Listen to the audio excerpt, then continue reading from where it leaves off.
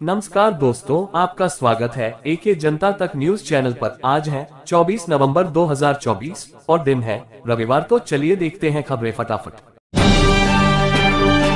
आधुनिक सुविधाओं से लैस मप्र का पहला पुलिस अस्पताल भोपाल में शुरू, सीएम मोहन यादव ने किया उद्घाटन। मुख्यमंत्री डॉक्टर मोहन यादव ने शनिवार को भोपाल में प्रदेश के पहले राज्य स्तरीय पुलिस अस्पताल का शुभारंभ किया। अत्याधुनिक चिकित्सकीय सुविधाओं से लैस 50 बिस्तर क्षमता के इस पुलिस अस्पताल में प्रदेश भर के पुलिसकर्मियों और उनके परिवारों को सर्वसुविधायुक्त चिकित्सा सुविधाएं उपलब्ध होंगी। यह अस्पताल पुलिस कर्मचारियों के लिए एक सौगात है। जीत के लिए कार्यकर्ताओं को सैल्यूट, उन्होंने बहुत यातनाएं सही। मध्य प्रदेश की विजयपुर विधानसभा सीट पर हुए उपचुनाव में कांग्रेस की जीत हुई है। विजयपुर सीट जीतने के बाद एमपी कांग्रेस अध्यक्ष जीतू पटवारी ने प्रतिक्रिया दी है। पटवारी ने कहा, विजयपुर की जीत उन कार्यकर्ताओं की जीत है जिन्होंने बहुत सी यातनाएं सही, बहुत संघर्ष किया और जेल गए। मैं उन कार्यकर्ताओं को सैल्यूट करता हूं। 40 साल से एक व्यक्ति का कुशासन और दूसरा बीजेपी का प्रशासन, दोनों की हार हुई है। मध्य प्रदेश उपचुनाव हारने के बाद मंत्री ने दिया इस्तीफा। एमपी में श्योपुर जिले की विजयपुर विधानसभा सीट पर हुए उपचुनाव में बीजेपी प्रत्याशी व वन मंत्री रामनिवास रावत हार गए हैं। कांग्रेस प्रत्याशी मुकेश मल्होत्रा ने वन मंत्री को 7,364 वोट से हरा दिया है।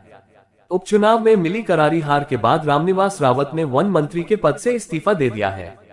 इस सीट पर मुकेश मल्होत्रा को 1,04,69 और रामनिवास को 93,105 वोट मिले हैं।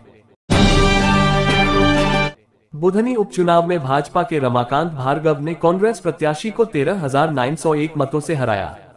बुधनी विधानसभा उपचुनाव की भाजपा प्रत्याशी रमाकांत भार्गव ने कांग्रेस के प्रत्याशी राजकुमार पटेल को 11,000 से अधिक मतों से हराया। 12वें राउंड मतगणना में भाजपा प्रत्याशी रमाकांत भार्गव 13,901 वोटों से आगे चल रहे थे।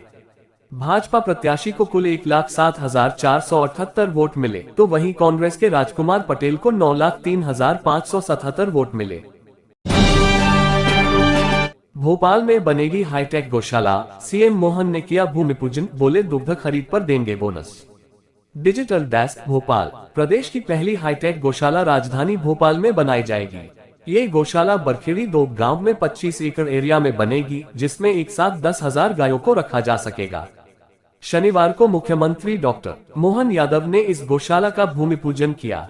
मुख्यमंत्री डॉक्टर यादव ने गौशाला भूमि पूजन स्थल पहुंचने पर सर्वप्रथम गौमाता को दुलार कर नमन किया तथा उन्हें आहार सामग्री अर्पित की। दिव्यांगों का घर बैठे बनेगा रेल यात्रा पास, पार्सल काउंटर पर स्कैनर से होगा भुगतान। जबलपुर रेल मंडल में दिव्यांगों के रियायती रेल यात्रा पास जल्द ही घर में बैठे बैठे बन जाएंगे। उन्हें रेल यात्रा कार्ड प्राप्त करने के लिए पास के प्रमुख रेलवे स्टेशन या मंडल कार्यालय तक आने की आवश्यकता नहीं होगी। भोपाल एयरपोर्ट पर करेंसी एक्सचेंज काउंटर शुरू। राजधानी के राजा भोज इंटरनेशनल एयरपोर्ट पर यात्रियों के लिए एक नई सुविधा शुरू हो गई है। अब यहां करेंसी एक्सचेंज काउंटर भी खुल गया है। एयरपोर्ट डायरेक्टर रामजी अवस्थी ने शुक्रवार इस काउंटर का विधिवत पूजन कर उद्घाटन किया। विदेश यात्रा करने वाले पैसेंजर्स को होगी सहूलियत। एमपी में निवेश लाने के लिए विदेश जाएंगे सीएम मोहन यादव। भोपाल में फरवरी 2025 में ग्लोबल इन्वेस्टर समिट का आयोजन होगा। इस समिट को सफल बनाने और प्रदेश में उद्योग को बढ़ावा देने के लिए सीएम मोहन यादव विदेश जाकर निवेशकों को आमंत्रित करेंगे। सीएम ने कहा, भोपाल में ग्लोबल लेवल की इन्वेस्टर समिट हो रही है। ये हमारे लिए प्रसन्नता की बात है। इसी सिलसिले में मैं यूके, इंग्लैंड और जर्मनी जा रहा हूं।